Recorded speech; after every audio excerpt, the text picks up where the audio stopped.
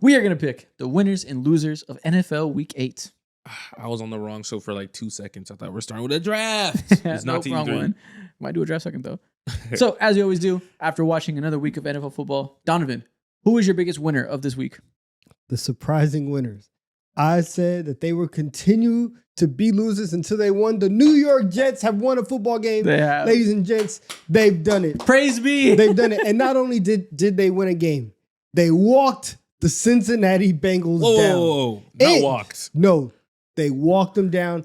And not only did they walk them down, they used analytics. They went for 2 down 14, were able to win the game. This is how you be a smart football team. One of the first pieces of evidence that we have that shows, Aaron Glenn, you know what you're doing. Shout out to the New York Jets. We have to give them credit. Throw the fucking parade. We are back. And on top of that, biggest winner of the week, Justin Fields. You were one small step away from being benched for Tyrod Taylor, the ultimate death blow to your time as a starting quarterback in this league. And what did you do? You prayed to the gods and they said, okay, we're going to give Tyrod Taylor a knee injury. You got one more chance. And you grabbed it and you took it by the horns. You earned yourself another week of having your job. Salute to you. On top of that, too, speaking about having another week of saying you have a job, Aaron Glenn, shout out to you. Yep. You were my first winner. You stayed out of the unemployment category in America, and you've prolonged your tenure over there in New York. True. Yep. So everything's going good for anybody that wears green this week is basically the takeaway. Shout out them, aside from Tyrod Taylor, who is almost going to be a starter again, but goddamn knee injuries. My next winner is Tua. I feel like I live in an alternate reality. I hope this is not the last time I say that he's a winner this week. He had no INTs this last game. He had 4 touchdowns this last game. What is statistical improbability? That sounds crazy. 0 INTs for Tua. Wow. Yeah. That'll get into one of our bigger losers of the week, so we'll save that game because that was Okay. hilarious. Other big winner of the week, Bryce Young PR. If you're a Bryce Young fan, if you're Bryce Young himself, you've heard it all the time. How you give too many big plays. You're not necessarily what you want from a number 1 pick. You see your backup go out there in your absence, and my God, does he stink it up. You can say, you bet you're going to appreciate me more when I'm back. True. My next winner, Belt. Belt? Just Belt. belts. Who's it given to?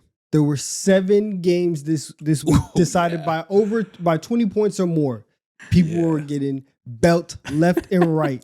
Designer, off the rack, homemade, custom made belts all around the league. It was blowout central this week. Organic belts, taking it back. Exactly. Switches. Switches. branches. Farmers markets belts. What about counterfeit belt?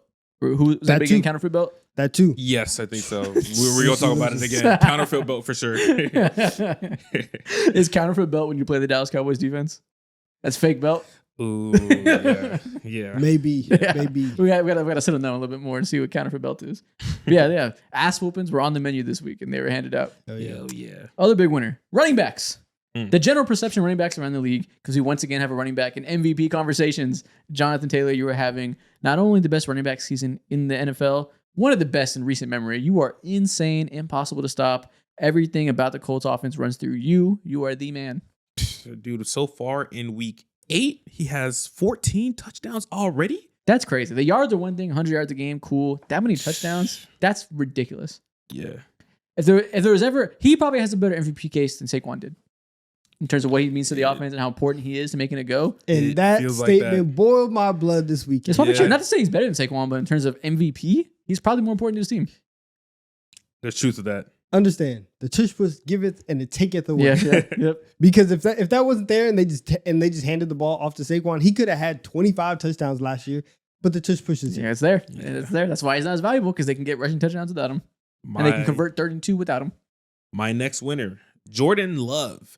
Watching him walk down Aaron Rodgers just like that felt like the old traditional putting down the old Yeller saying. The Lightning Yes. McQueen meme. Oh Yes. man, it's official. That- It's and never been more official. that was one of my winners. I had it listed under elder abuse because elder Ah. abuse is back up. Hell yeah. That's my favorite. you enjoy that? Yeah, love it. Are you Elder on- belt. Are you on Social Security? Belt. I'm beating you up today. Sorry. Winner, Drake May. That's it. Drake Just May. wins. Period. All right.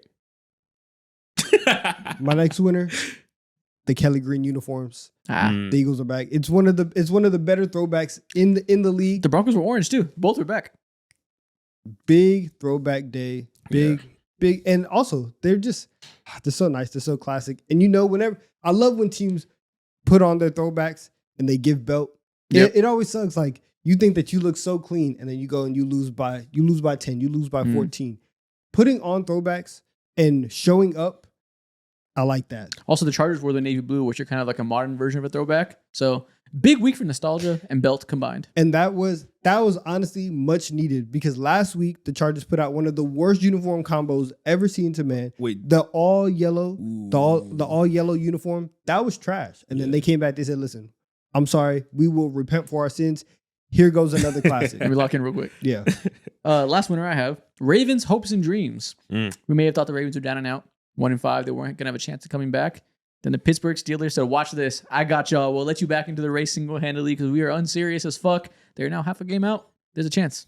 And There's a chance. the Ravens are now the favorites to win the AFC North. That's so backwards, so disrespectful to the three other teams in that division. But it's really not, though, because that's just the truth. Lamar coming back this week. They are alive and well. They still have two games against the Bengals, and they have 2 games against the Steelers. Those 4 games there Oh, yeah. can change everything in the AFC North. The defense get a little healthy. Don't Super Bowl? let Lamar. Don't That's let Lamar relax. back into the playoffs. Let's see. I have one more winner. My last winner, Marshawn Lattimore. If you guys are tuning into Washington Commanders FC, they've been doing but nothing, slandering him every single game. But he found himself in the so sacred INT category by picking off Patrick Mahomes last night. W, you are no longer in washed watch. Salute Not out. yet. Salute to Marshawn Lattimore for no longer being washed, being dirty. Losers of the week. Let's go. First one's first.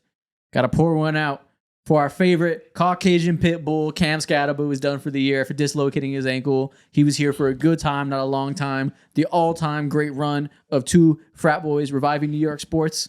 It's over. Whiteboard culture has taken a significant hit. Pour out your 4 Loco.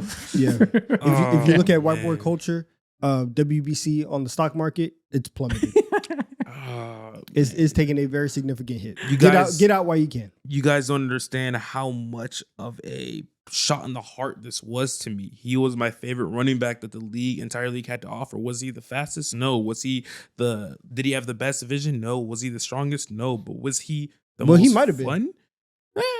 Your favorite running back? We got to get you a He team. was my We favorite got to running get you a back. favorite Yes. team. Yes. We got to find you some allegiances. Dude, if you're asking me to watch quality football, I'm not going to do that. If you ask me to watch smart football, I'm not going to do that. I want Scatterbo. And I can't have it no A more. big blow to my fantasy football team in our podcaster league. Ooh, yeah. I have him and Trey Benson, and my running back room is thin. Tough. We have to pour another one out. Loser of the week to the Rat Man, Spencer Rattler, Oh, yeah. Oh, Spencer I was Rattler. right, man. I'm who like, is who's now that? who has now been benched. He Yeah. did everything that he could. He tried to be the film watchers, the nerds, darling of the year. Doesn't matter, because the people in the Saints organization, Kellen Moore, he said, I don't care what they say on the outside. You are not my quarterback anymore. The Spencer Rattler experiment, at least for right now, is on pause. Yeah, he's Tough. a loser We for have me to pour too. one out. He fell into. Got shucked. He did as good as he could do this year, but he fell into the natural team optics, team building, and how close Politics that got goes. him. Got to get the second round pick on the field. Exactly. I hate politics. Pour one out. For Carson Wentz's shoulder, torn the fuck up, probably never going to be the same again. He went out there, injured 3 weeks ago, kept playing because he knew this was his last chance. His final opportunity to be a starting quarterback and show he deserves another contract. Laid it out on the line, died for our sins. It's over. Man. And it sucks because he kind of died in vain. He died just to lose by 27. He died getting belt from Khalil Mack and Dan Henley.